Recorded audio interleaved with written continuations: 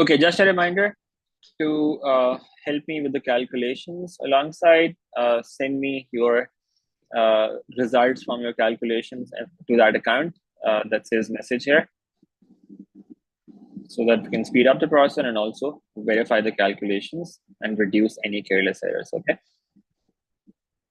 All right, so this is the paper that we want to do today, March 2024, paper 4, variant 2. This is the paper that we will be doing complete today. And we'll be doing all questions from this paper today. And then on Monday, we will have a long class in which you can come with any questions on any topic, any difficult questions that you want to ask. On Monday, we will be discussing those questions, inshallah.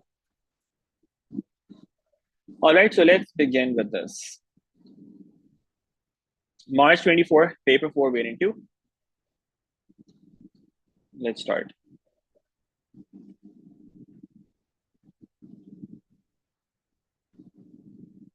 Okay, yeah. The displacement of a particle at time t seconds after leaving a fixed point O is s meters. The diagram shows a displacement time graph which models the motion of the particle. The graph consists of 4 straight lines. The particle travels 50 meters in the first 10 seconds, and it travels at 2 meters per second for a period of 10 seconds. The particle then comes to rest for a period of 20 seconds before returning to its starting point when t equals 60. All right, that's the information that we're given. These are all, this is the description of the graph that we've got. This is what we're given. Now, in the first part, it says, find the velocity of the particle during the last 20 seconds of its motion. Okay, so how do we think about this? It's a velocity time graph. You've got straight lines here that connect these points. We need to find the velocity of the particle during the last 20 seconds of the motion. In fact, I'm sorry, it's a displacement time graph. It's not a velocity time graph. It's a displacement time graph. We need to find the velocity in the last 20 seconds. Now, remember, in a displacement time graph, velocity is represented by the gradient of the graph. All right, so gradient represents velocity. You just have to find the gradient of this part of the graph. You have the points. This point is 40, and we don't know what this point here is on the vertical axis. That's not given. But what we are given is that this point is 60 and 0. We don't know the displacement value at this point. So let's see what other information we have here. During the last 20 seconds of the motion. Okay, let me just focus on this now. The particle travels 50 meters in the first 10 seconds. Okay, so you're given that it travels 50 meters in the first 10 seconds. You can see that, then travels at 2 meters per second. So you are given the velocity for this part of the motion. You're given that this is 2 meters per second for a period of 10 seconds. This velocity is 2 meters per second. So first of all, you have to find this point. Let's call this point something. This is 20, and let's call this displacement value maybe s. Can we find this displacement from this part of the graph? First of all, this point is 10, 50. The gradient of this part is 2, using this information, okay? That's this part of the graph. We will say s minus 50 divided by 20 minus 10. That should equal 2, the velocity of the graph during this part. And that will give you a value for s. That will be this point here. Let's calculate this. Remember, it's a displacement time graph. The gradient of the graph represents velocity. Let's find this value, 20 plus 50. That's giving me 70. So this value is 70. So at 20-second instant, the particle is at a displacement of 70 meters. That's what we know now. Now, since this point is 70, we can say on the right side, this point is actually 40 and 70. Can we find the gradient of this part of the graph now? What would that be? That's going to give us the velocity that we're looking for in the last part of the journey. 0 minus 70 divided by 60 minus 40. And that gives us 7/2, right? Which is 3.5, but negative, that's minus 3.5 meters per second. They asked you for velocity. You have to write down the negative sign there as well. It's negative 3.5 meters per second. Okay, that's the first part. Now let's check with the second part. Now it says sketch a velocity time graph for the motion of the particle from time equals 0 to time equals 60. You want to draw the corresponding velocity time graph. You've got the displacement time graph given. Now, how do you think about this? Velocity time graph.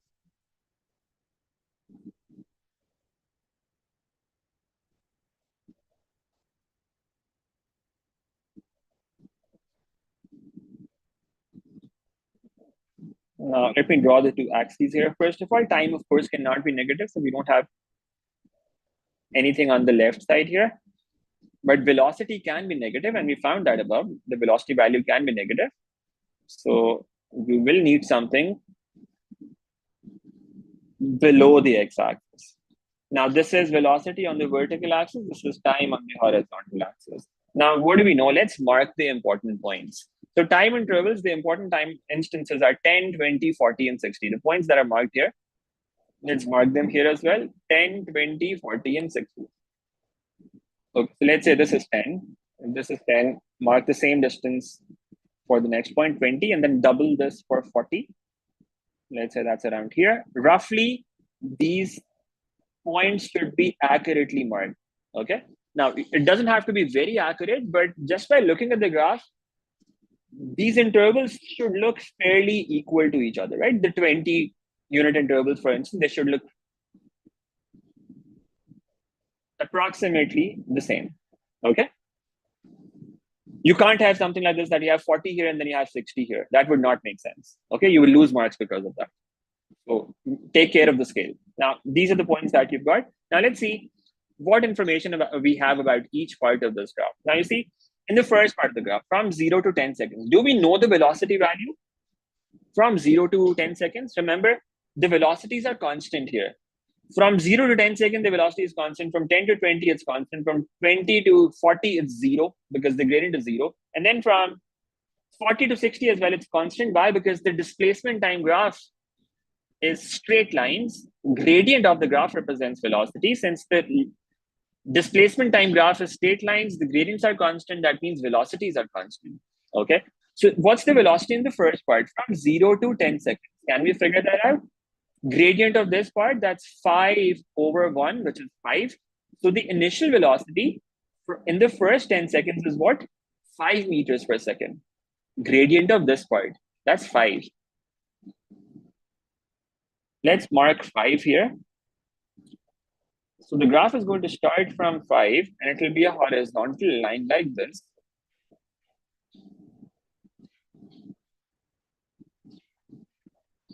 From 0 to 10, it will go like this. Now, let me see if my ruler is going to work here. Okay. So you'll have a horizontal line like this. From 0 to 10. That's the first part of the graph. Then from 10 to 20, what's the gradient of this part? They've given you that the velocity in this part is 2 meters per second. So now the graph moves to 2 meters per second. Now the velocity for the next part of the graph is 2 meters per second from 10 to 20. The diagrams are a pain with OneNote. Okay. I'm sorry. It'll take me a while to get this correct. We have another horizontal line here like this. And where exactly is this going to be?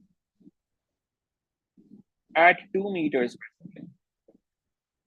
So here on the vertical axis, you would have 2, and your graph is going to look like this from here. It will be joined by a vertical line like this. Okay, this line is vertical at time equals 10.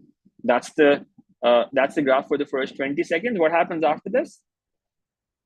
This part has 0 velocity from 20 to 40. So now the graph moves to 0 after this. Let me just draw it by hand now. You will always do it with a ruler. This is what it looks like for this part. It comes to 0. And then finally, for the last part, we know that the velocity was minus 3.5. So now it moves to the negative side here. And in this part, the graph is going to look like this.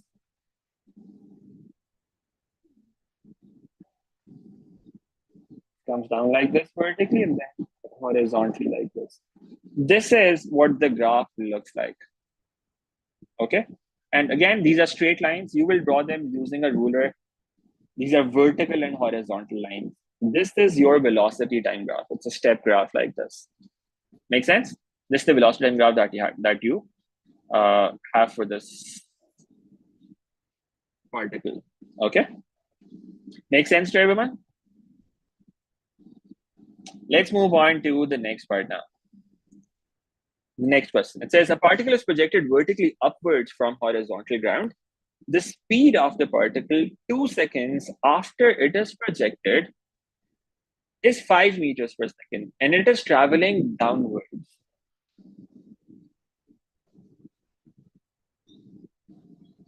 Okay.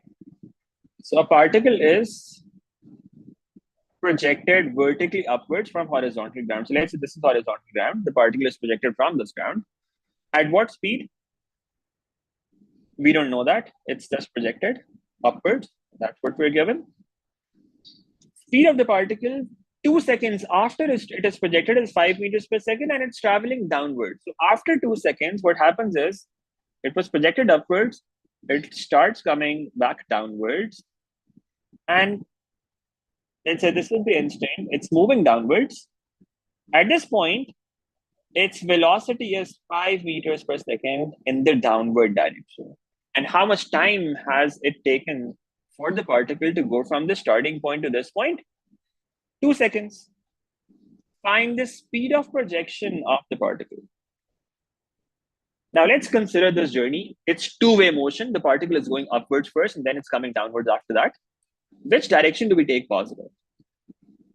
We take upwards direction as positive. Initial speed is what we have to find out, initial velocity. Let's call that u. We don't know what that value is. What else? We know the final velocity for this part of the journey, that's 5 meters per second.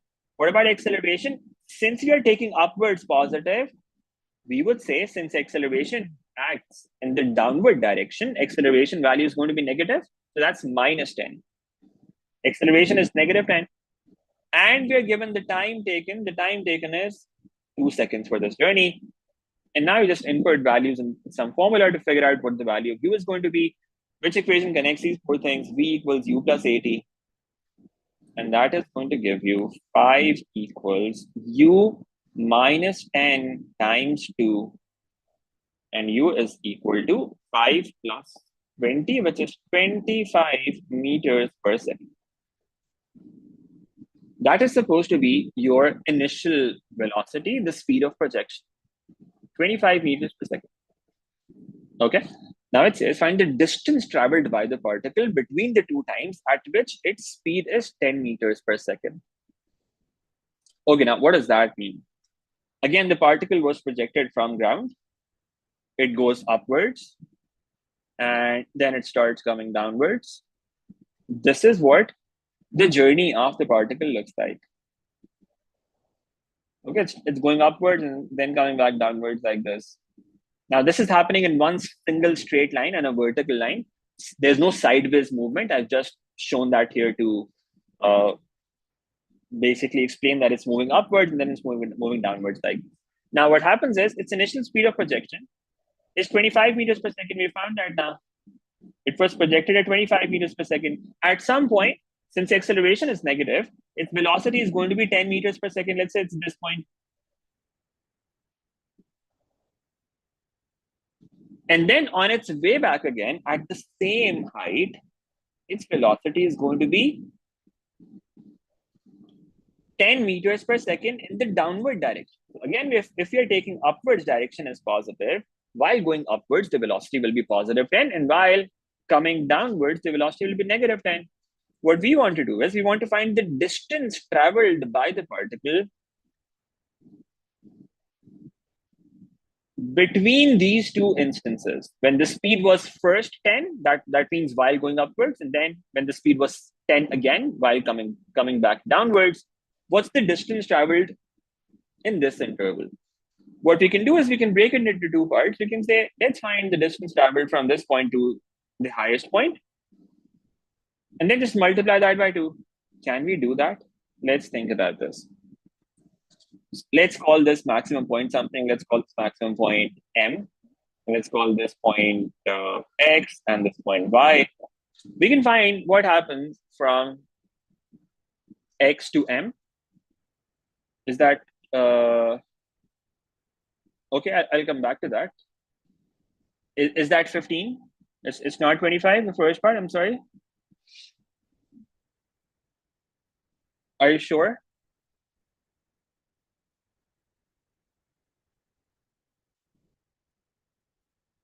So is there some wrong value that we have input here? We are taking upwards positive, acceleration is negative, time taken is this.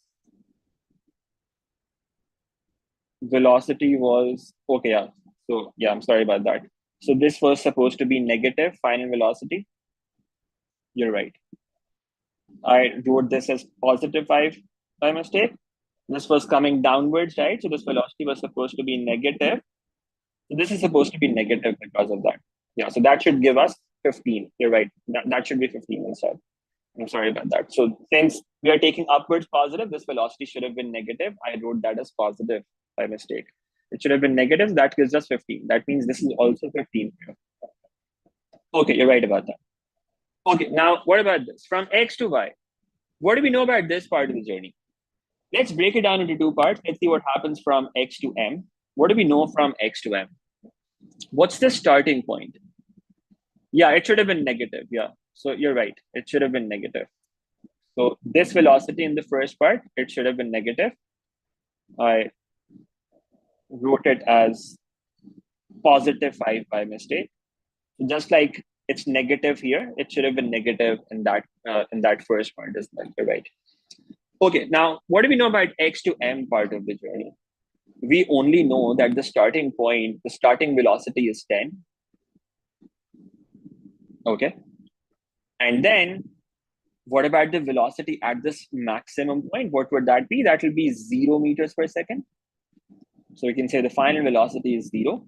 And what do we know about acceleration? If you're taking upwards direction is positive, we would say acceleration is negative 10. Can we find the distance traveled from X to M? Let's figure that out. Which equation connects these four things? S, U, V, and A. We can use 2AS equals V squared minus U squared. What does that give us? 2 into minus 10 equals 0 squared minus U squared. That's 10 squared. That becomes minus 20 equals 0 minus 100. And again, we're missing S here. There should have been S here as well. And that gives us the value of displacement. You can see what that turns out to be. S equals minus 100 divided by minus 20. That is going to be 5 meters. Now, this is the distance traveled from X to M. This is the distance traveled from X to M. That's one part of the journey. We want this complete distance traveled. So what's the total distance traveled then? We just multiply this by 2. And see what that gives us. That is 2 into 5, that's 10 meters. That's the total distance traveled. So we find the distance traveled for one part of the journey, just multiply that by 2 to get our final result. Okay. All right, that was part B of this. I hope that makes sense. Not that difficult. Yes, Abdullah. If you get this wrong, you lose 1 mark here. If you write positive there, like I wrote there, but that's not relevant for the second part. This 15 meters per second is not being used there. So you won't get easier for this because that's not even required here. That value of 15 meters per second, you can figure out this distance traveled without 15 meters per second. So these parts are not really connected as such. Okay. All right, question number 3. Now it says a crate of mass 600 kilograms is being pulled up a line of greatest slope of a rough plane at a constant speed of 2 meters per second. Now we've got an inclined surface. Let's say that inclined surface looks like this.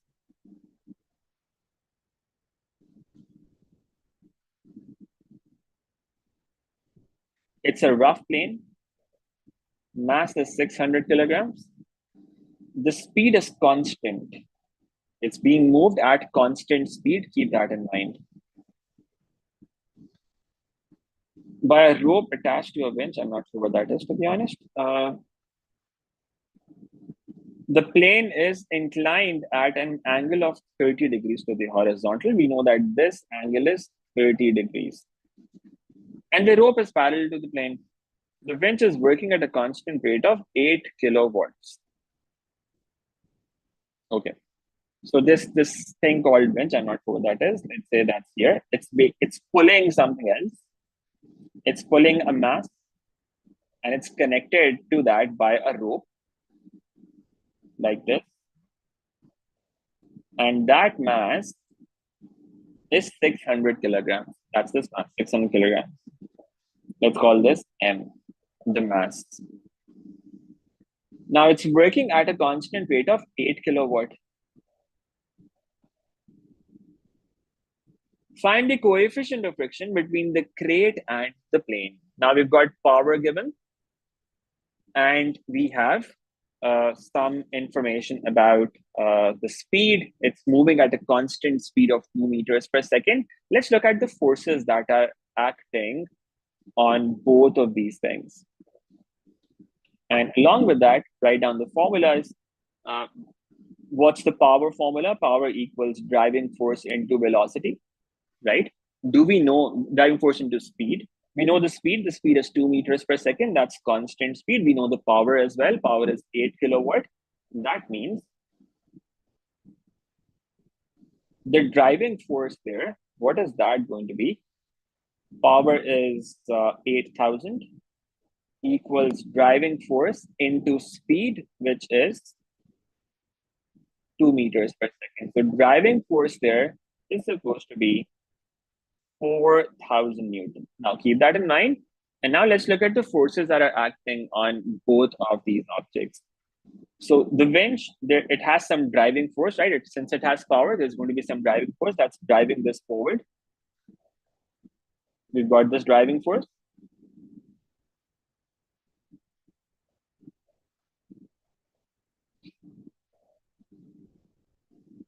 We've got this rope connected to it. There is tension in that rope. There'll be tension acting in this direction. It's called the T. Then we have this mass. What forces are acting on this mass? Now, they have not really given us anything related to the winch as in its mass or anything. So we're going to assume that it's something that's of negligible mass. We're ignoring that. There's no mass of this winch. Again, I'm not sure what a winch is, so maybe if you can explain that to me. But since the question does not tell us anything about that, that means we're assuming it does not have any, it has negligible mass. So we're ignoring the mass of this, okay? Now, what about the mass of this object that is 6 grams that acts vertically downwards?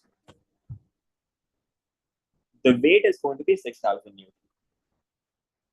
And then we have some friction here as well because it's a rough plane. And they're saying the crate and the plane, they have some friction as well. Where does friction act? Opposite to the direction of motion. Friction is acting in this direction as well. And we're assuming that they're moving in this direction to the right side. What else? We've got reaction. Since we're talking about friction, we also have to consider reaction here. So what do we know about reaction now? About reaction, that it acts perpendicular to the surface on this mass, that's going to act in this direction. And there's going to be tension acting on the mass that acts away from the mass that acts in this direction. These are the forces acting on this mass. Okay, these are all the forces that we have on these two objects. All right. Now let's apply Newton's second law of motion on both of them. Let's apply Newton's second law of motion on the mass and on the winch.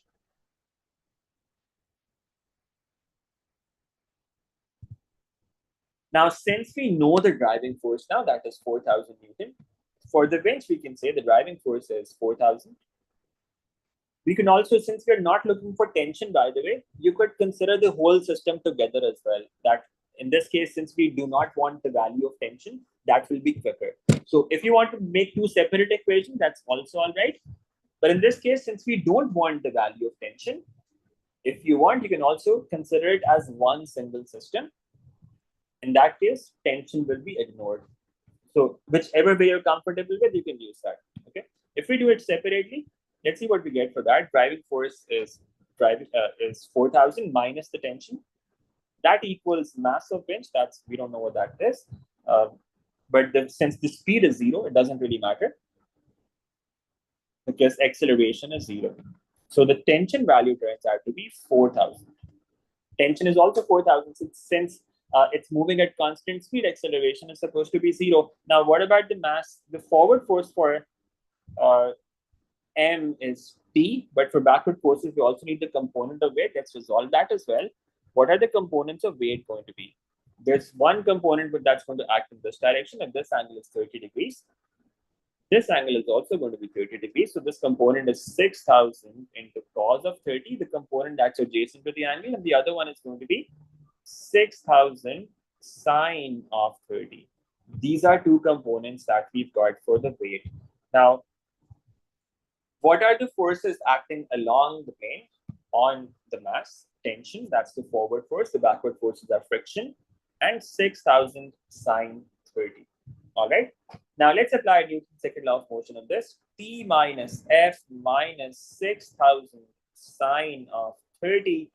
That equals mass, which is 600, although it doesn't matter because 600 has to be multiplied by 0 because acceleration is 0. So in both of these cases, what we're doing is we're using resultant force equals mass into acceleration. Now, what does this give us? Tension value is 4,000. We have figured that out from there. Minus friction. Since the object is moving, both the objects are moving. Friction is supposed to be at its maximum value. That means it's mu times r. Minus 6,000 sine 30. Sine 30 is 1 over 2. This is going to become 3,000 equals 0. What we are looking for is the coefficient of friction. Now, let's look at the perpendicular forces. Reaction is supposed to equal 6,000 cos 30 because the perpendicular forces are supposed to be equal to each other. What do we get from that? For when we equate those forces, we basically get R equal to 6,000 into cos of 30. Let's just put this on our calculator directly and see what the exact value turns out to be for this. 6,000 into cos of 30.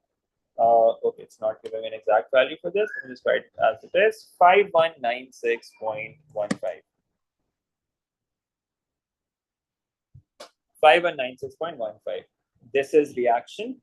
Now we can input this value of reaction in that equation as well and see what that turns out to be.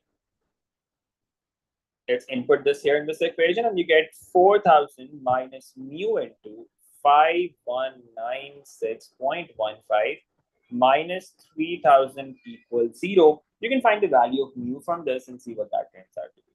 Okay, so it will be 4,000 minus 3,000 divided by 5196.15 equals mu, and the value of mu turns out to be 4,000 minus 3,000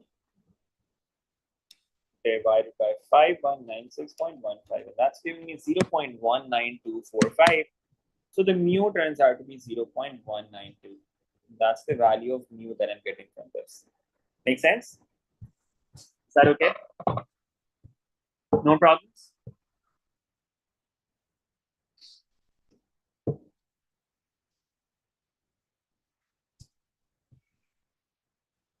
All good? All right. That was question number 3. Make sure that you are verifying the calculations as well and letting me know if there are any careless errors.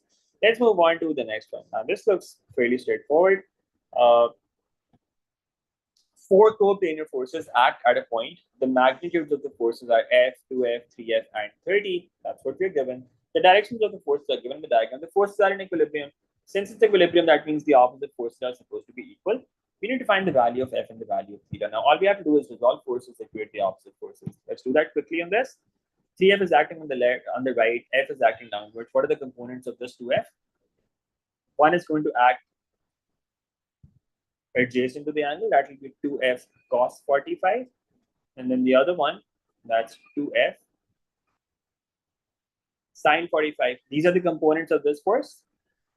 And then we have this 30 Newton force. It has two components as well, one acting adjacent to the angle, one acting on the other side of the angle. So we have this as 30 cos theta and the other one 30 sine theta. Just equate the opposite forces now. These are the forces acting towards the left. This is the force acting towards left. These are the forces acting towards the right side. Upward forces 30 sine 30. The downward forces are this and F. Just equate the opposite forces now and see what that gives you. The forces acting towards the left side, they should be equal to forces acting towards the right. Upwards forces should equal the downward forces. And that should give you the result. Let's see what this turns out to be. 30 cos theta equals 2f into sine of 45 plus 3 times f. Upward force is 30 sine theta.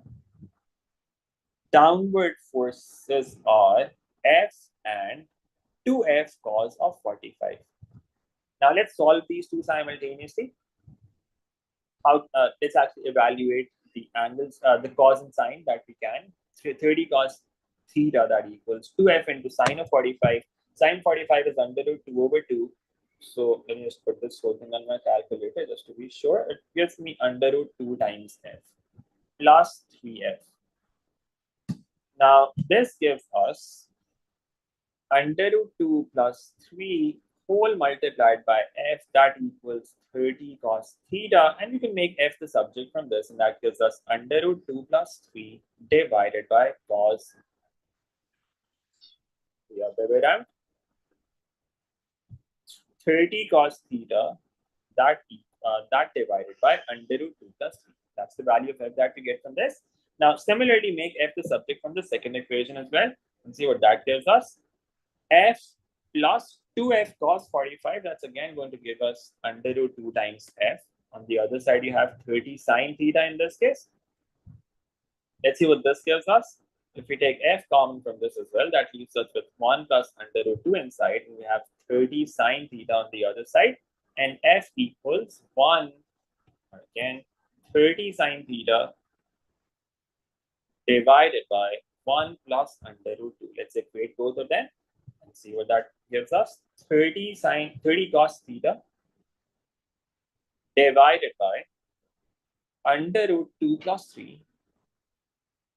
That equals 30 sine theta divided by 1 plus under root 2. Now 30 and 30, they get cancelled. If we take cos to the right side, it can be converted to tan. So that's what we do. We take cos to the right, it becomes sine theta over cos theta there. Bring this to the left side, and we have 1 plus under root 2 divided by under root 2 plus 3 on the left side. And that gives us tan theta equal to this number, whatever this is. 1 plus under root 2 divided by under root 2 plus 3. Okay. Now this is giving me 0.5469. Just take tan inverse of that. Tan inverse of that gives us 28.675. So that's 68 degrees. Or you can round it off to 28.7 degrees. That's the value of theta that I'm getting. Now put this back in any of these two equations and see what that gives us. Let's put that in the first one. F turns out to be 30 cos of 28.68. Use the more accurate number here, divided by under root 2 plus 3. And that will give you the corresponding value for F as well. This turns out to be 30 cos of 28.68 divided by under root 2 plus 3. Okay, that's giving me 5.96 Newton. Is that correct? Can somebody verify this as well? 5.96 Newton. Right, so this is what we're getting. We've got the value of theta and the value of f. That's what we were looking for in this part. Now, it's A very standard, very easy question. You just have to be careful about any careless errors. Okay, uh, do not do any plus minus errors or calculation errors, and it should be good to go. That was question number 4. Let's move on. Question number 5. Now it says a particle moves in a straight line starting from a point O. The velocity of the particle t seconds after leaving O is given by this equation. So we've got the velocity function given for this particle. It's moving in a straight line. Okay. And the time interval is from 0 to 4. Okay, we are given this information for time between 0 to 0 and 4 seconds. You may assume that the velocity of the particle is positive for t less than 1 over 2, is 0 at t equals 1 over 2, and is negative for t greater than 1 over 2. Now you see, they have given you this information already. Otherwise, you would have had to find this yourself. Generally, whenever we have to find distance traveled, we have to check if the direction is changing between those 2 points.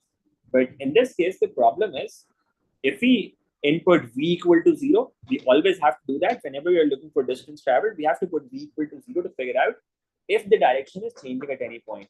In this case, if we put v equal to 0, that gives us t cube minus 9 over 2t squared plus 1. This is a cubic equation. You do not know how to solve cubic equations. So you can't really solve this equation. That is why they've given you that velocity is 0 at 1 over 2. They've given you the solution to this equation already in the question because you can't solve this. It's a cubic equation. You can solve it on a calculator, yes, but you don't know of a proper method of solving this. That's why they've told you in the question that this is where the direction is changing at time equals 1 over 2. Now, in the first part, they ask you for the distance traveled from time equals 0 to time equals 1 over 2. How do we find that? They've got the velocity function. Let's just integrate that and put the limits t cube minus 9 over 2t squared plus 1. We know that the direction is only changing at 1 over 2. So between 0 and 1 over 2, there's no change in direction. Just integrate this and put the limits. What is the displacement going to be? T raised to the power 4 over 4, right? Velocity to displacement, we have to integrate minus 9 over 2 t cube divided by 3 plus integration of 1 is t. Let's simplify this. It becomes t raised to the power 4 over 4 minus 3 over 2 t cube plus t. Let's input the limits now. Let's input the limits from 0 to 1 over 2 and see what that gives us. Let's input 1 over 2. 1 over 2 whole raised to the power 4 over 4 minus 3 over 2 into 1 over 2 whole cube plus 1 over 2. Subtract from this the case when you input t equal to 0. When you input t equal to 0, since all terms are multiplying by t, all of them become 0. So we've got 0 minus 0 plus 0. And you can just evaluate this and see what that gives you. So what is this going to be now? 1 divided by 4 into 2 raised to the power 4 minus 3 divided by 2 raised to the power 4 plus 1 over 2. And that's going to be 21 over 64. Again, please make sure to verify the calculations. In decimals, that becomes 0.328 meters. Okay, that's the distance traveled from 0 to 0 to 0.5. Okay, that's what we're getting. All good? All right, that's part A. Let's move on to part B now. It says, find the positive value of t at which the acceleration is 0. Hence, find the total distance traveled between t equals 0 and this instant. Okay. Positive value of t at which the acceleration is 0. We've got the velocity function. How do you find acceleration from that? We have to differentiate at t cube minus 9 over 2 into t squared plus 1. This is the velocity function for time between 0 and 4. Now, how do you find acceleration from this? You have to differentiate it. What's the derivative of this? It's 3t squared minus 2 gets multiplied here. 2 and 2 get cancelled and we're left with 9t. Right? 9 over 2 multiplied by 2, that's 9 into t raised to power 1. And the derivative of 1 is a 0. This is the acceleration function. Now, let's put this equal to 0. The acceleration equal to 0. That's what they're asking for. 0 equals 3t squared minus 9t. Take t common, or you can take 3t common. That leaves you with t minus 3 inside. That means either 3t equals 0, that means t equals 0, or t minus 3 equals 0. So the other value of t that you're getting is 3. They asked us for the positive value of t. 0 is, of course, not positive. 0 is neither positive nor negative. This is what we say where acceleration is equal to 0, right? At time equals 3. That's what we were looking for. Hence, find the total distance traveled between t equals 0 and this instant. Now, whenever we are looking for distance traveled, we always have to break our journey at the points where velocity equals 0. All right. We know that the velocity is becoming 0 at 1 over 2. And in fact, in the first part, we have already found the distance traveled from 0 to 1 over 2. We know that that's the distance traveled. So now all we have to do is find the distance traveled from time equals 1 over 2 to time equals 3, and then just add those two values up together. Okay. So now, what was the displacement function that we found already in the first part? This was the displacement function, t raised to power 4 over 4 minus 3 over 2 times p cube plus p. This was the displacement function. Now we input limits from 0.5 to this point 3, because they want us to find the total distance traveled until this point, until this instant. Okay, what do we get for this? Let's input these limits now. Okay, I'm sorry, just give me a second. Try this, please, and let me know the result that you get from this. We just need a few seconds.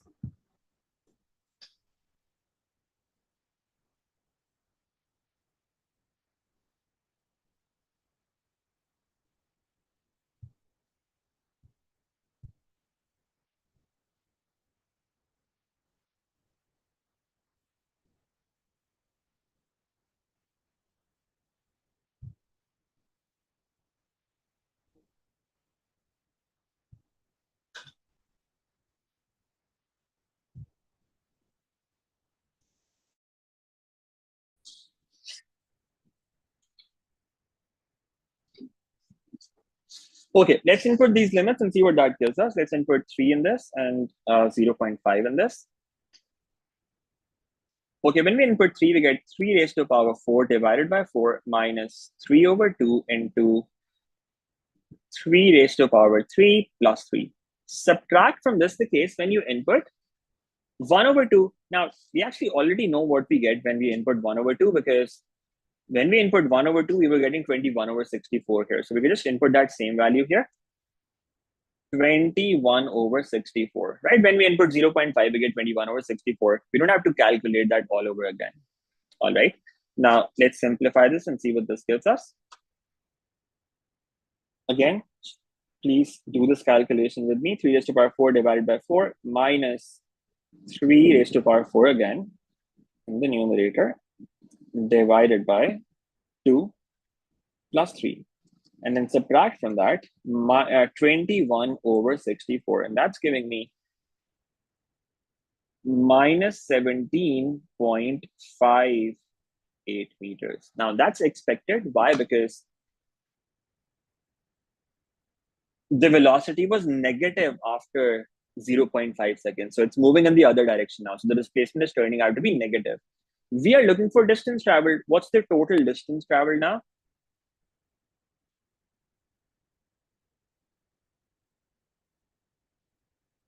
Total distance traveled.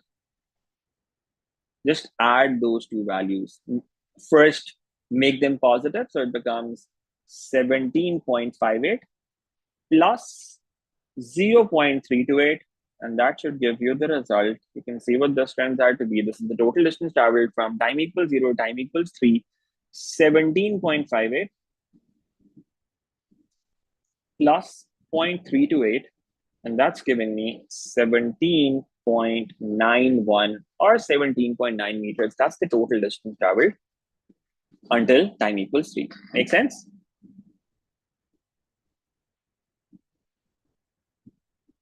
No problems? Again, I hope you've verified the calculations as well.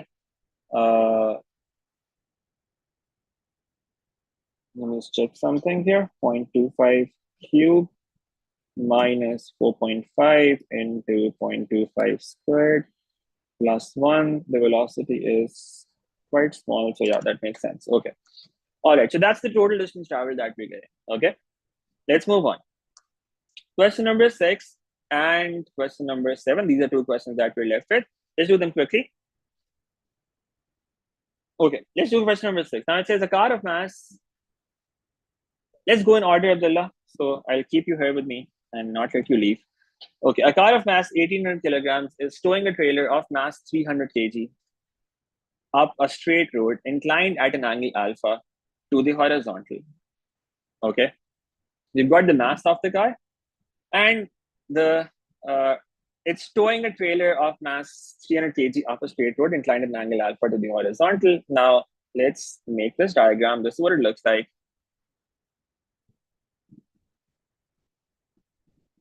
Okay. Sine alpha is 0.05. That's what we're given. We have their masses given, mass of the car and the trailer. Since the car is towing the trailer, we can say car is ahead. So car is here. And the trailer is here. We have their masses given. There's a tow bar that's connecting them. Remember, we discussed this in the last session as well. In tow bar and rigid objects, you can sometimes end up getting a negative tension.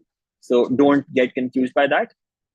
Just use it as it is, right? You can sometimes end up getting a negative value for tension, and that's perfectly okay.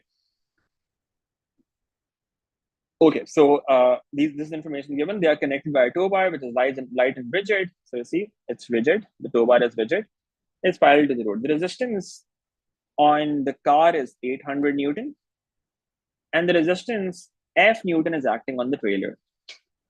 The driving force of the car's engine is 3000 Newton. It's given that F equals 100. Find the acceleration of the car and the tension in the tow bar. Now, it's a simple Newton's second law of motion problem. What you have to do is represent all the forces.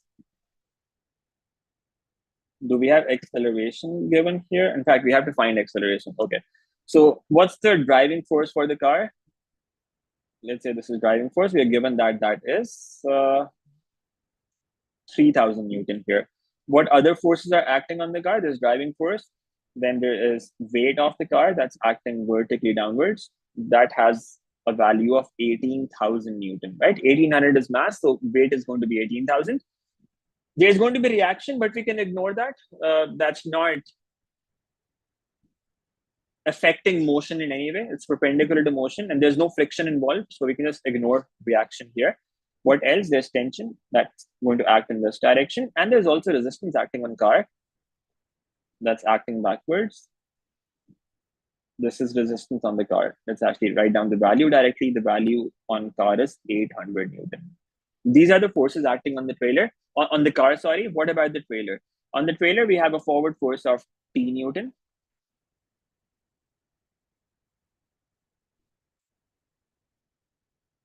There's weight of the trailer that acts vertically downwards. What's that? 3000 Newton. Again, there's reaction here as well, but we don't care about that because there's no friction that we have to use here. Resistance on the trailer is F Newton. So there is a force of F Newton acting in this direction. We know the value of F in the first part. What else? We know sine alpha. We have represented all the forces now. There are no forces left, right? Yeah, so now let's resolve the forces. Weight is acting vertically downwards. What are going to be the two components of weight? One is going to, if this angle is alpha, we know for both the car and the trailer, these angles are also going to be alpha. We have one component here and one component here. These are perpendicular components. We don't need them. Let's forget about them. Let's just represent these components. This is 3000 sine alpha. And similarly for the car, this component is going to be 18,000 sine alpha. The other ones are going to be cos alpha, 3,000 cos alpha and 18,000 cos alpha. Again, they're not acting along the plane, so they are not really affecting motion in any way. So we can ignore them basically. Now let's apply Newton's second law of motion on both the particles, both the objects one by one. In this case, you want tension as well. In this case, I recommend that you apply Newton's second law of motion on both particles separately. Okay. In this case, there's no use of using the whole system. Now, what about the car? Remember, the car and the trailer, they're moving up the plane. Okay, so let's apply Newton's second law of motion on the car and on the trailer. Now, what about the car? Forward force is driving force. Backward forces are T. Let me just highlight them. Driving force T 800 Newton, and this component of weight. These are the forces acting on the car. And on the trailer, this tension, 3000 sine alpha, and this resistance. Right? Okay. Now on the car, we have driving force minus T minus 18,000 into sine of alpha minus 800, which is resistance. That equals mass of the car. What's the mass of the car? The mass of the car is 1800 into acceleration. That is one equation that we've got. Then we have another equation from the trailer. What are the forces acting on the trailer? The forward force is T. Backward forces are 3000 into sine of alpha minus F. And that's it. That equals mass of the trailer, which is 300 into acceleration. And now we can solve these two equations simultaneously. We know that the driving force is 3000. They've given us that value. We can use that here. 3000 minus T minus 18,000 into sine alpha. They've given us that sine alpha is 0.05. Let's put that here as well. Minus 800 equals 1800 times A. Let's simplify this. 3000 minus 18,000 into 0.05 minus 800. That is giving me 1300. So 1300 minus T, that equals 1800 times A. What about the other equation? T minus 3000 into 0.05 minus F, that equals 300 into acceleration. And that gives us T minus 3000 into 0.05. That is 150 minus F. We know in the first part that F is equal to 100. Let's put that value as well. That equals 300 times acceleration. T minus 250 equals 300 into acceleration. Now we can make T subject in both equations if we want. This gives us 1300 minus 1800 times A, or we can just put this value of T in the other equation. And that gives me 1300 minus 1800 times A minus 250, that equals 300 times A. Now, what does this give us? 2100 times A. That equals 1050. And the value of A turns out to be 1050 divided by 2100, which is 0.5. That's the acceleration. The acceleration turns out to be 0.5. Put that back in the first equation, and that will give you the corresponding value for tension as well. T equals 1300 minus 1800 into 0.5. And this turns out to be 1300 minus 900, which is 400. Tension is 400 Newton. That's what we were looking for in the first part. We found the value of tension and acceleration. Okay. Now you could do this separately for both equations. If you do it for the whole system, you can only find acceleration by using the whole system. For finding tension, you would have to use either the equation for the trailer or for the car. Okay, so you'll have to make two equations in that case anyway. So it's better to just use both of them separately. So whenever you have to find tension value, you should always make two separate equations for both the objects separately. When you don't have to find tension, in that case, you can use the whole system sometimes as well. And that simplifies things a little in that case. Okay. All right.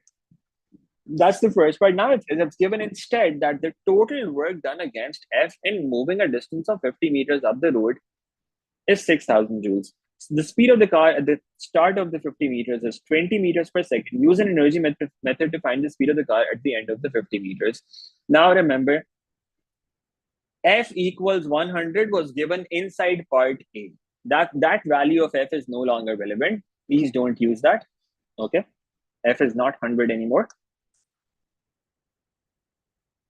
Now let's consider that same diagram again. But now we want to use an energy method.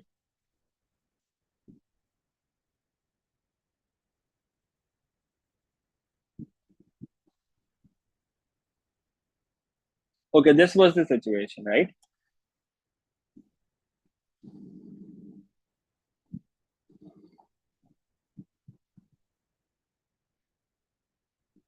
Okay, now what information is still relevant and what information is not relevant now? F is not equal to 100 now, so keep that in mind. That's one thing. And now they're saying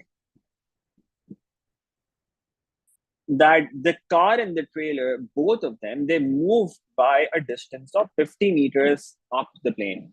Okay, they move by a distance of 50 meters up the plane. Now their speeds are going to be the same because they're connected.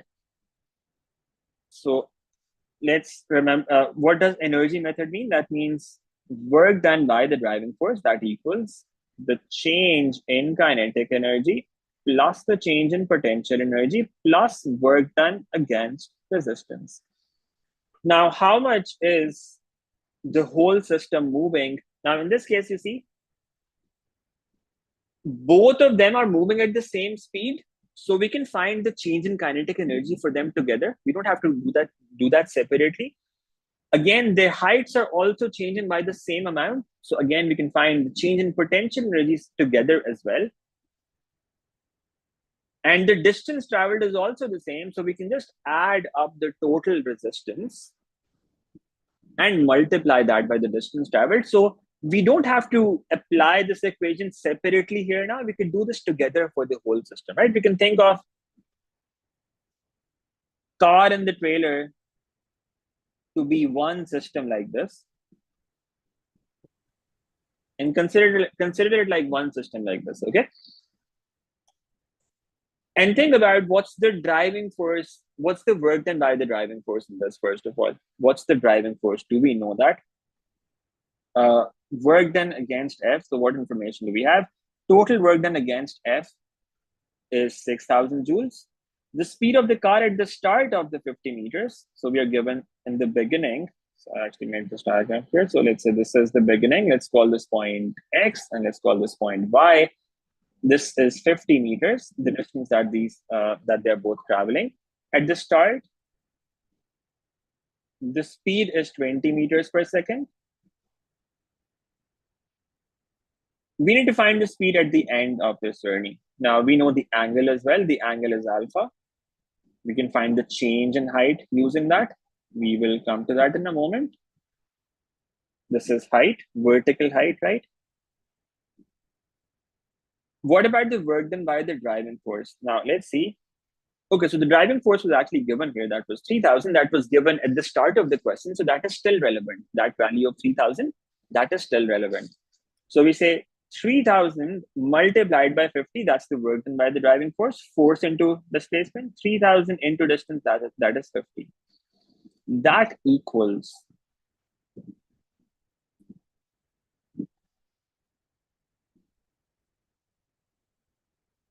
change in kinetic energy. Now, what's the change in kinetic energy? Again, we're considering the whole system together. What's the total mass? Total mass is 1800 plus 300, that's 2100. So half into 2100 into v squared minus u squared. Final speed is what we have to find out, minus u squared, that is 20 squared, plus change in potential energy. M, this is 2100 into G, that is 10, into change in height. What's the change in height now? Let's consider this triangle. It's a right angle triangle. We know the hypotenuse. The hypotenuse is 50. We know sine alpha as well. What's the ratio that connects perpendicular and hypotenuse? It's sine. So we can say sine of alpha. That equals perpendicular over hypotenuse. What's the value of sine alpha? We know that sine alpha is 0.05. That's given in the question. So 0.05 equals h over 50. And we get the value of h from that. That's the change in height. 0.05 multiplied by 50, that's 2.5. Now, since the height is increasing, we take this change as positive and we say this value is going to be 2.5. That's the change in height. Plus work done against resistance. They have told us that the work done against resistance, but for F, that is 6,000. However, remember, we also have another resistance acting here, 800. Weight is not considered, so you can just get rid of the weight because weight is already incorporated in potential energy. So we are just considering the resistances, right? For the car, it's 800. For the trailer, it's F. We know already that the work done against F, it's given in the question, that's 6,000. What about the work done against this 800 Newton force? Was that 800? Yeah. 800 multiplied by 50 because it's traveling a distance of 50 meters. And that's our equation.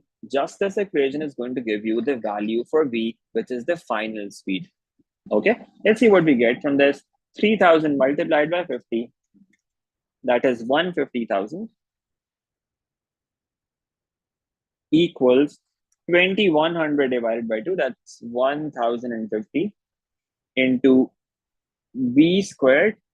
Let me just leave it like this for now. V squared minus 20 squared, that is 400. Let's simplify the rest of it. 2,100 multiplied by 10 multiplied by 2.5 plus 6,000 plus 800 into 50, and that's giving me 98500. And that gives us 1050 into V square minus 400 equals 150,000 minus 98500. And that's giving me 51,500 on the left side, divided by 1050 plus 400, and then square root of that. I'm getting V equal to 21.19 for this.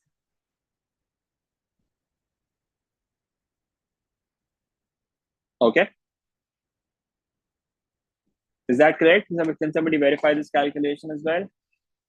Anyone else has done this? Is that what you get? Yes, sir. Okay, 21.19 meters per second. That's the final result that we get from this. You can round it off to 21.2 if you want, and that will be the final answer. Okay, now here we are considering this as a whole system. Why? Because the height is changing by the same amount, by the same number. The speeds are the same. We have done a couple of questions before when we had connected particles, but their speeds were changing. No, we don't have connected particles. Yeah, we also had connected particles. Their speeds were changing the same by the same value because they were connected. However, their heights were changing differently because one was on an inclined plane, the other one was hanging somewhere, or they were at different planes. In that case, you have to consider their potential energies separately. You can't do this together. You'll have to find the change in potential energy for one of them separately and then for the other one separately. You have to break it down into two parts. In this case, we could do it together because we know that the change in height for both the objects is the same. The change in speed for both the objects is also the same. So we could do this together for both the particles. All right, now let's move on. Let's move on to the next question, the last one. That's question number 7. This is all that we were looking for here, right? Yeah. Question number 7. Now it says the diagram shows two particles P and Q which lie on a line of greater slope of a plane ABC. Particles P and Q are each of mass m kilograms.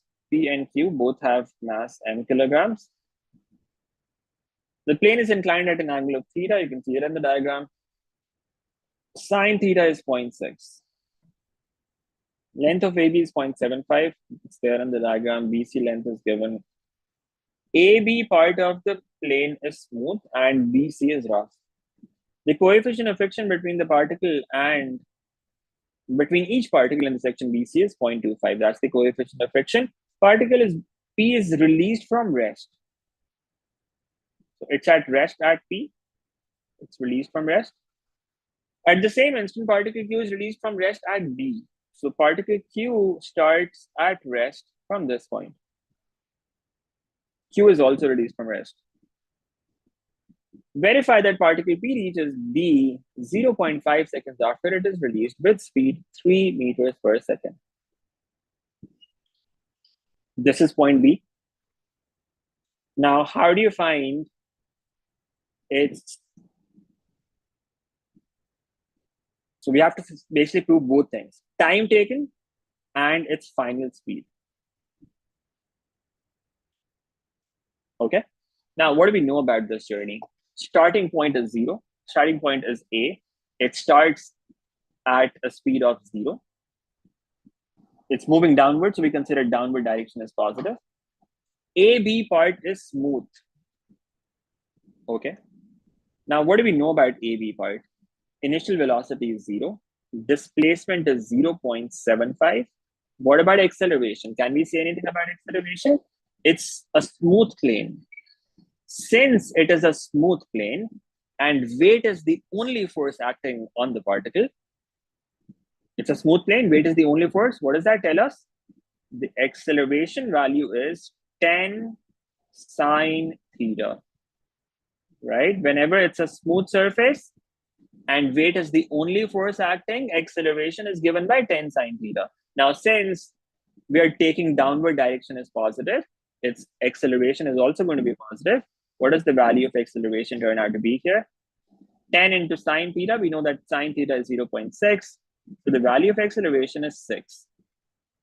Okay? Acceleration is 6. Why? Because it was a smooth surface and weight was the only force acting. Now we have to find the time taken and the final speed. How do we do that? For time, we could use S equals ut plus half at square. But that will be a quadratic equation. Let's find V first, the final speed. We can use this equation for that. V squared minus U squared equals 2AS. Let's input values in this. V squared minus 0 squared equals 2 into 6 into 0.75. You can see what the value of V turns out to be from this. 12 into 0.75, square root of that, that's 3. V is 3 meters per second. Now that we have the value of V as well, it's simpler just to use V equals U plus AT, although there as well, since U was 0 and S equals UT plus half AT square, you could also actually use that. You would not get an equation that's too complicated. But in this case, if we use V equals U plus AT, you get 3 equals 0 plus 6 times T, and the value of T turns out to be 0.5. That's what we had to show. Both of these answers are given. So the marks that you have here, the 3 marks, they're only for working. If you do not show your working clearly and completely, you don't get full marks here. Okay? All right. So whenever it's a smooth surface, remember, we have done this. Whenever it's a smooth surface and weight is the only force acting, acceleration is given by 10 sine theta. Okay? All right, now let's look at part B. It says find the time that it takes from the instant the two particles are released until they collide. Okay, now think about this. Q is also moving downwards, and P is also moving downwards. They start at the same instant. So their starting instant is the same. So their times are going to be the same, right? At some point, P is going to catch up with Q. Let's say that's here. We need to find the time taken until this point. Now we don't know where that point is. It could be here, it could be here, it could be here. It's anywhere here. Do we know that? Until they collide, yeah. So we don't know that. It's at some point below the level of B, okay, where they collide with each other. Now, how do you find the time taken until that point? Let's call this point X. Let's think about both the particles one by one. So what do we know about particle A and what do we know about particle B? A starts, both of them start at zero. So their initial velocities of both of them are zero. What about acceleration of P? So acceleration of P is actually going to be different in the first part and then different in the second part. So what we can actually do is we will have to break it down into two parts, because until Q it's different and after that it is different. Okay, so we'll have to break it down. We already have some information from the first part. We know that in 0.5 seconds, P has actually reached this point, right? It took P 0.5 seconds to reach this point. And at this point, we know the velocity of P is 3 meters per second. After 0.5 seconds, particle P has reached here. Let's start from that point. Let's also figure out how much has B traveled, how much has Q traveled, in 0.5 seconds. In those 0.5 seconds, where has Q reached? Let's figure that out first, right? Because we already know in 0.5 seconds, P has reached the point B. How much has Q traveled in those 0.5 seconds? Let's figure that out. What do we know about particle Q? Particle Q is also moving down the plane. We know initial velocity is zero. And that's all that we know about this.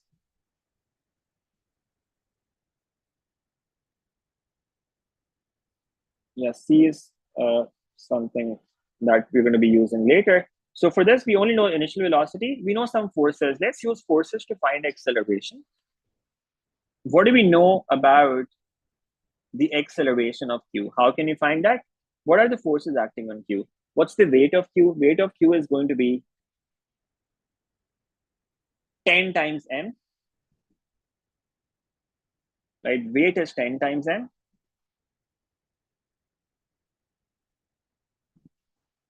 What other forces do we have? We've got friction because the plane is rough.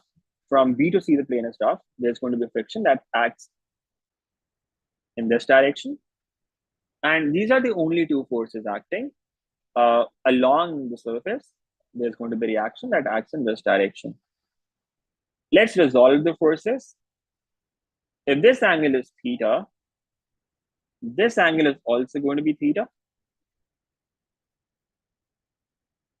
Then what about the components that we get? This is going to be 10m into cos of theta. And the other component is going to be 10m into sine of theta.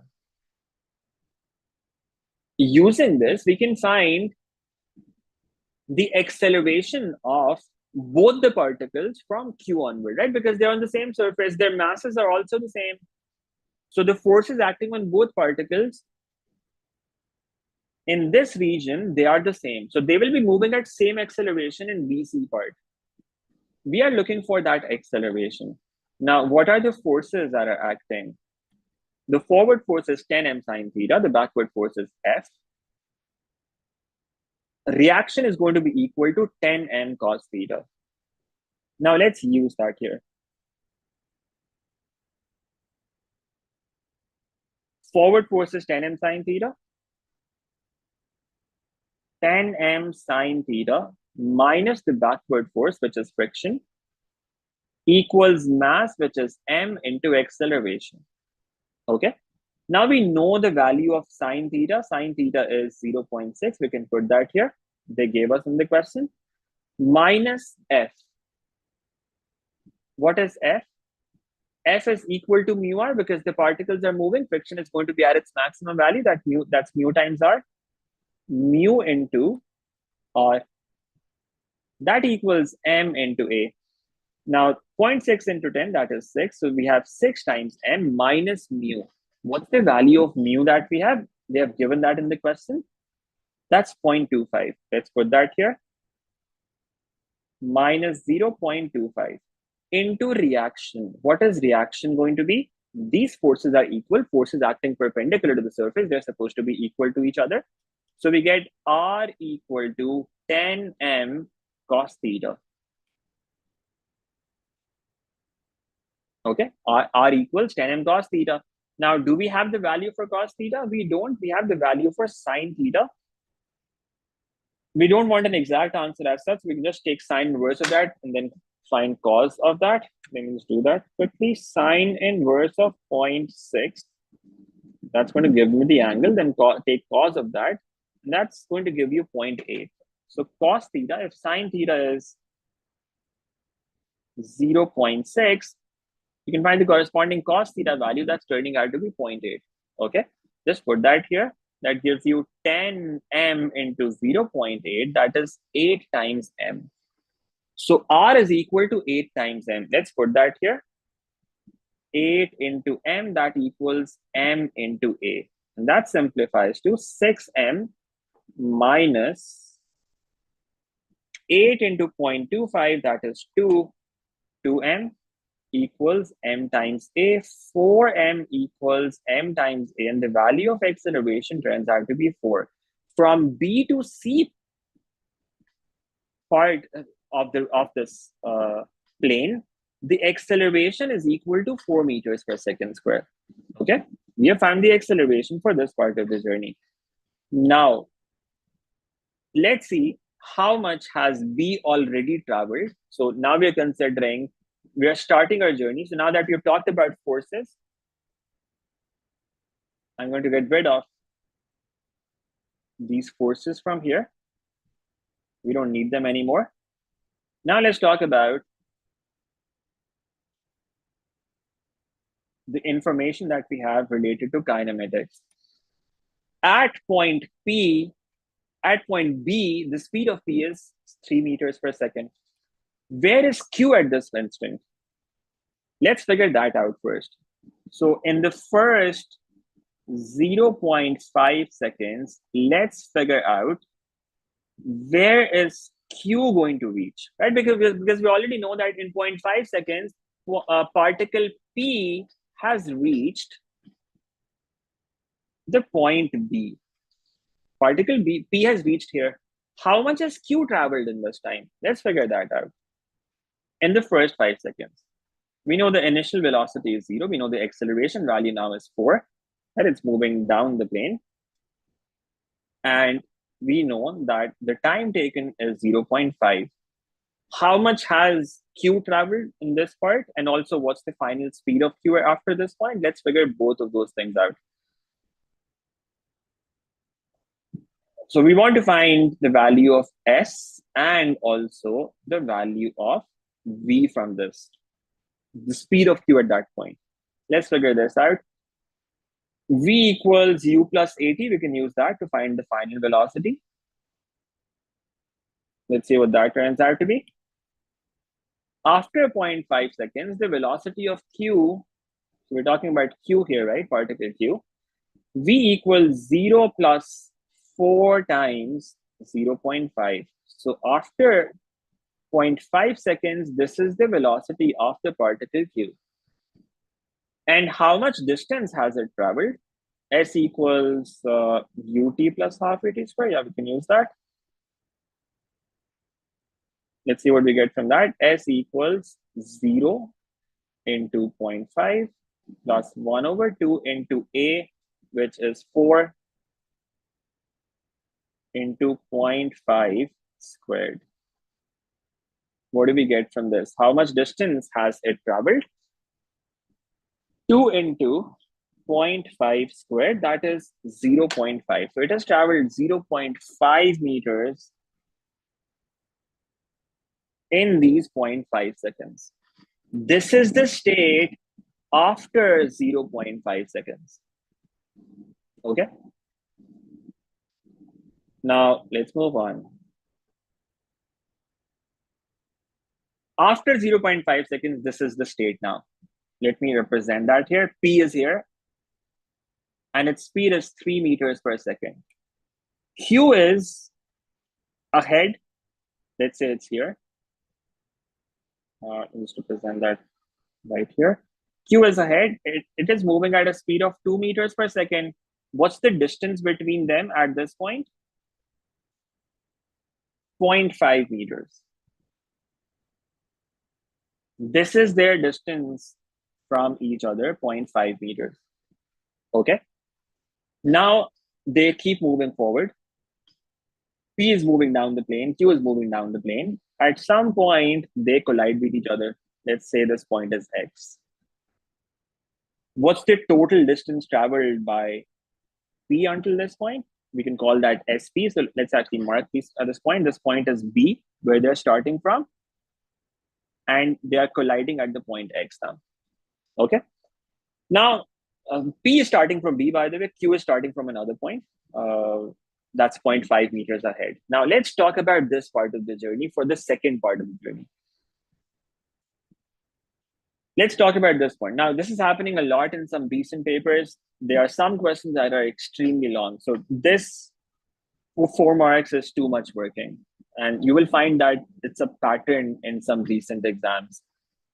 And it generally happens in kinematics questions, especially when they're connected with momentum. And in this case as well, there is momentum coming in the last part as well.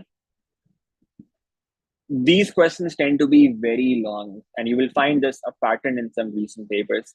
So make sure that you don't end up starting a question like this in the middle of the exam, okay? Generally, it's coming towards the end, but if it comes in the middle, make sure if you are running into something that's taking too much time, skip that, do the rest of the questions. Otherwise, threshold is not going to take care of you. Okay, I'm sorry, I should not put it this way to scare you. Do it the other way around. So basically, if you skip this question and do the rest of the questions correctly, threshold will take care of you. So you will find some papers, like I mentioned this in one of our earlier classes as well. I think November 21, some component, paper 4.3 or paper 4.1, that was basically impossible to complete in time. And if you look at the threshold of that paper, that was 28 out of 50 or 29 out of 50 for mechanics. That's the lowest it has ever been, 28 out of 50 for an A.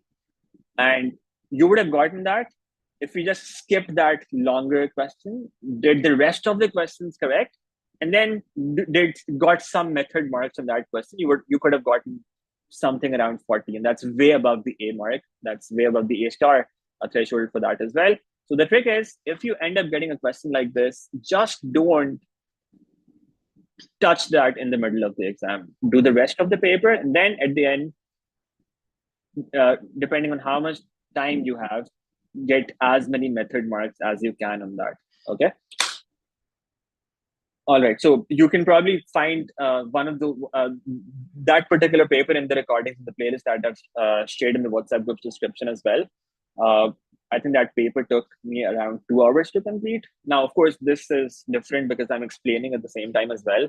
But even if you're doing it in the exam condition, it was impossible to do in time. So the threshold basically takes care of that. So you don't have to panic. Just make sure that you don't panic and do the easier questions first, and then leave it for the very end, and the threshold will take care of it.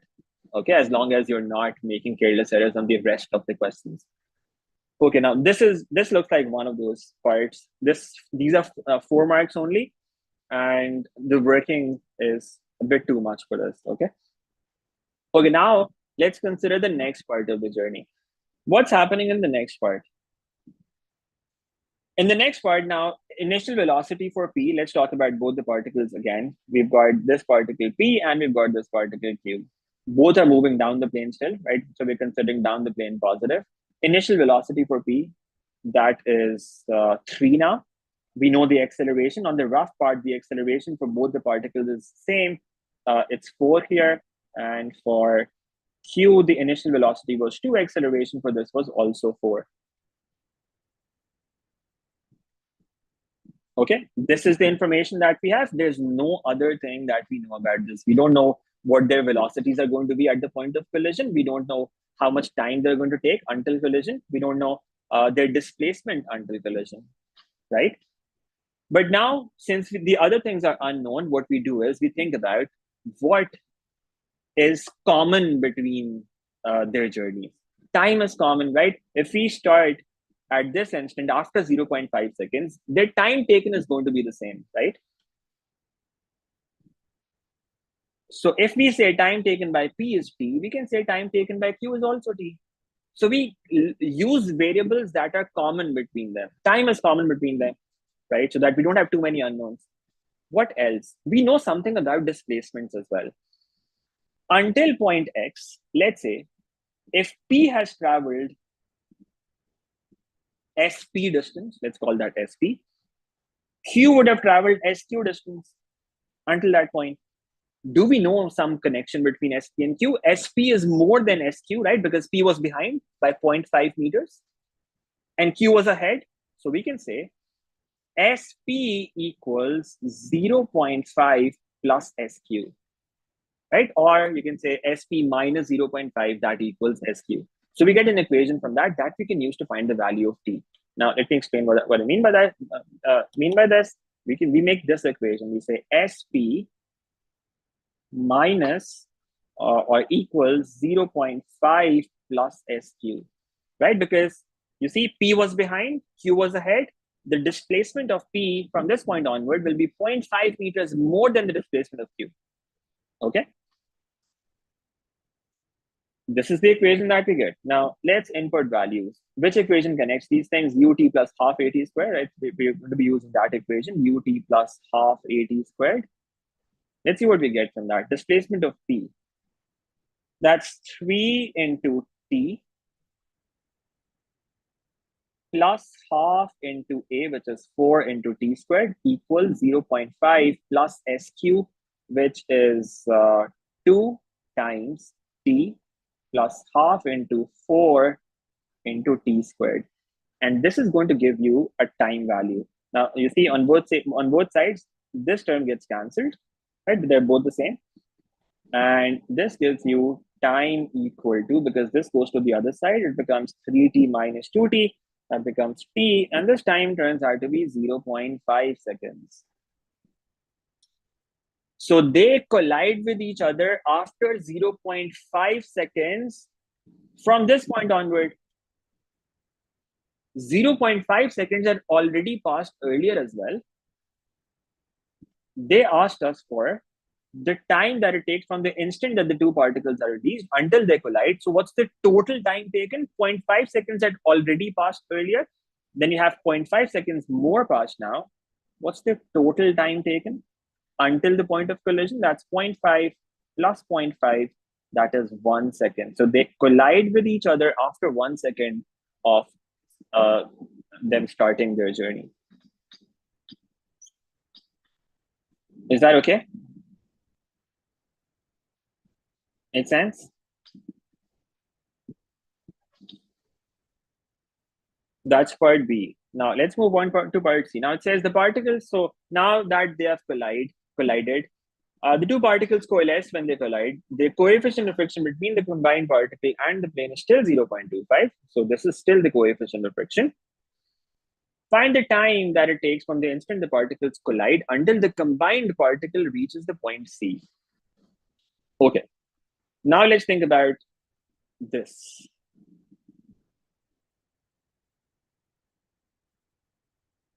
So now we have reached the point X, right? X is the point where this collision happens.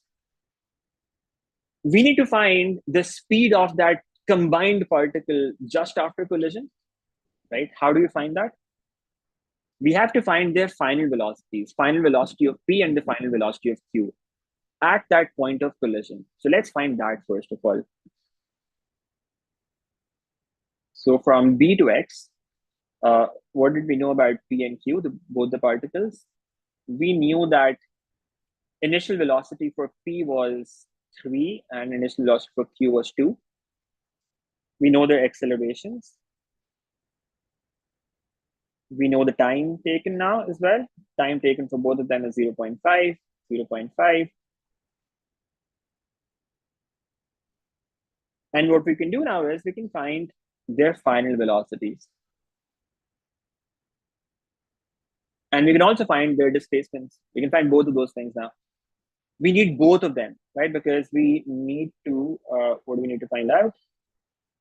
Time taken until they reach C. Yeah, so we need displacement as well because we need to find how much distance is this already, and then how much more do they need to reach the point C. So we also need the distance traveled until this point.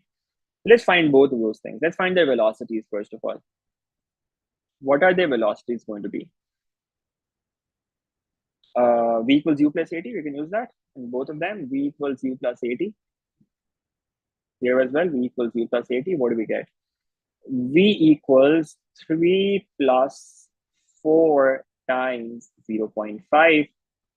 That gives us 5 meters per second. That's the velocity of P just before collision happens. And similarly here, V equals 2 plus 4 times 0.5. That is 4 meters per second. That's the velocity of Q just before collision happens. Both of them have the same mass, right? Both of them have mass n kilograms. Their masses are the same.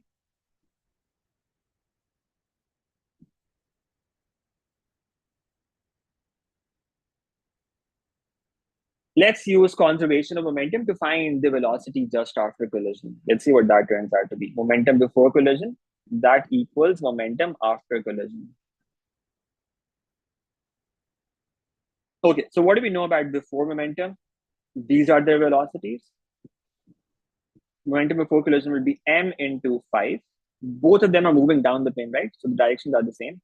Plus momentum of Q, that is m into 4. That equals momentum of the combined particle. What's the total mass? Total mass will be 2 times m into the velocity of that combined particle. Let's call that v. M and m get cancelled, and we have 9 equals 2v. V turns out to be 4.5 meters per second. This is the velocity of combined particle. Okay. Now this combined particle is moving down the plane from this point to the point C. We have to find the time taken after collision until that combined particle reaches the point C. Now, what do we need for this? We know the initial velocity for this now. So from X to C for the combined particle, what information do we have? We know the initial velocity. Initial velocity is 4.5. We can find displacement as well. And we have to find time. What about acceleration? We also have to find acceleration again now. Yes, we'd have to do that because the mass has changed. Okay, so let's find acceleration again as well. What are the forces acting on this particle? I think it should remain the same. Think about this. If it was m before, what has changed now? Let me just look at the calculation that we had here. So in this calculation of acceleration, what would change now? This would get multiplied by 2. The forward force was 10m sine theta. This will become 2 into this. Okay. Mu will remain the same. Reaction will be 2 times that as well. So reaction will also be 2 times this. And on the right side as well, we have 2 times that. Yeah, so acceleration is going to remain the same for this particle as well. You can calculate that again if you want. But since it's just the mass that is changing, uh, everything in this equation gets multiplied by 2. In that resultant force equals mass into acceleration equation, everything gets multiplied by 2, so acceleration remains the same. Okay, even though mass gets multiplied by 2, this whole equation gets multiplied by 2, the acceleration value at the end is going to be the same. Okay, so acceleration is still the same. We say acceleration is equal to what was that, 4? Yeah, acceleration is 4. This is also known. Now we need to know how much distance they have to travel from X to C. How do you find that distance traveled? That's the question. We can find the distance traveled from by P until this collision happens, SP. How do we find that? We've got that equation here already that we made here. We can use this equation for SP. And that will give us the distance traveled already before that collision happens. Let's find that distance traveled here, SP, and see what that would be. Initial velocity was 3, time taken was 0.5 plus half into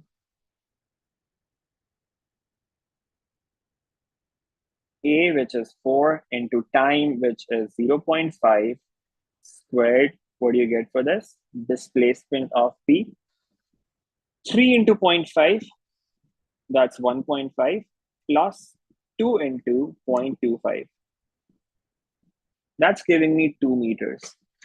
So this point X is basically 2 meters. This distance is 2 meters. So what's that remaining distance from X to C? That remaining distance is 1.25 meters. So from X to C, the displacement is 1.25 meters.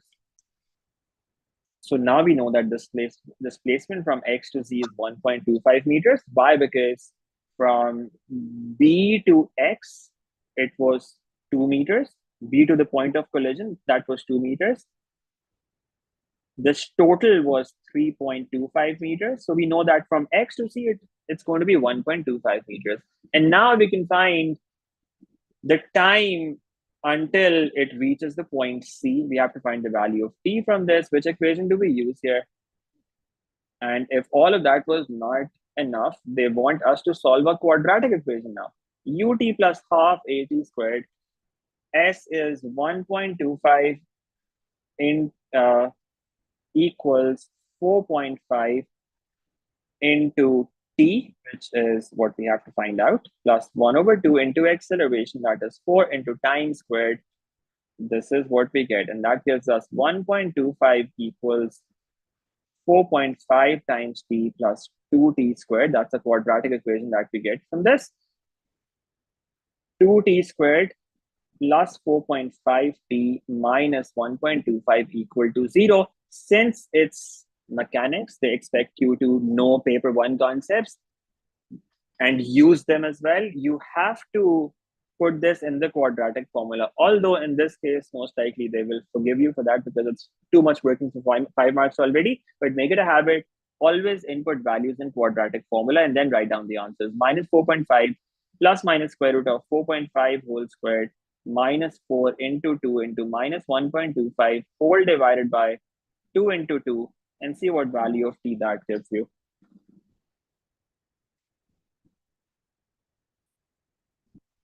To 4.5 minus 1.25. One value of T that I'm getting is 0.25. And the other value is minus 2.5. Now, of course, time cannot be negative.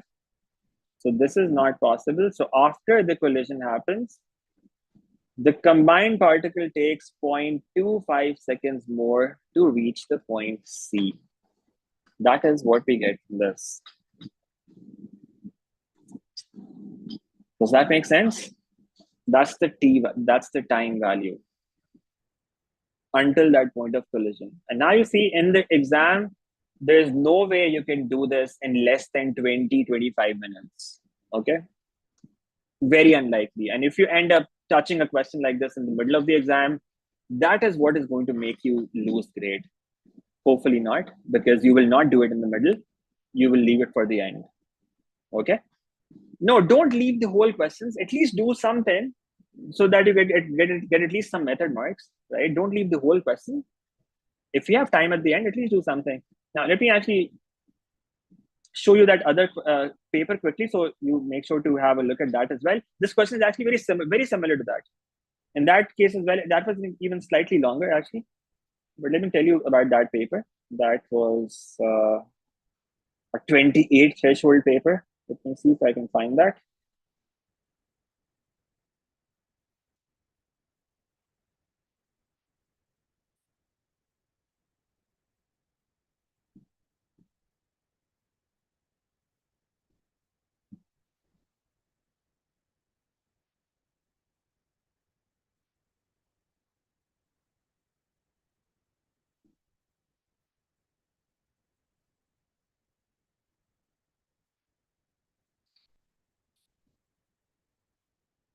It wasn't this one.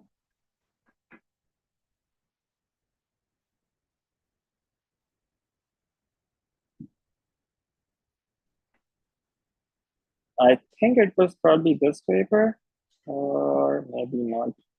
Not this. This is actually also quite long. Yeah, I think this is that paper. This is that paper. November 21, 42. Most likely this.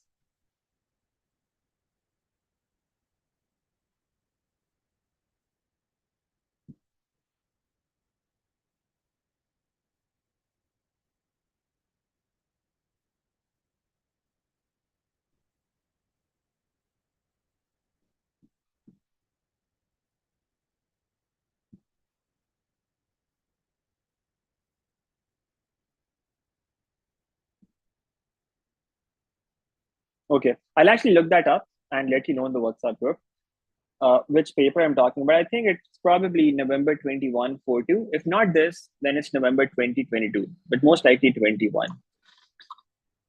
All right. So yeah, Abdullah, you've got all of these notes. You've got all of these solved papers. This full notebook. You can have a look at this. You can look at all question sevens. I don't have them as a separate PDF as such, but have a look at this, and you would find this in that notebook that you have in the WhatsApp group's description.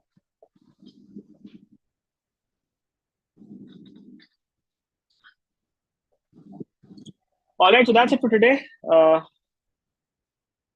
will see you again in the next class on Monday. On Monday, be prepared for with your difficult questions that you want to ask me. I'll also have some lined up for you from 2021 and 2022 papers. The papers that we have not done live, you also have the recordings available for them.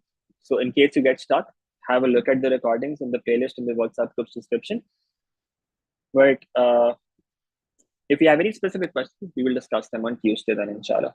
On Monday then, not Tuesday. On Monday, inshallah. And just pray that the paper does not get leaked again. And don't contribute to it being leaked either. So I've been hearing that it was actually some center in Lahore that contributed to it being leaked. I'm not sure that was the only place where it started. But yeah. Anyway, let's forget about that for now and focus on M1. Don't be on a lookout for another leaked paper. That's not what you have to be focusing on. Focus on preparing well for it, okay? And make dua that something like that does not happen again. All right, so I'll see you again on Monday. Allah Hafiz.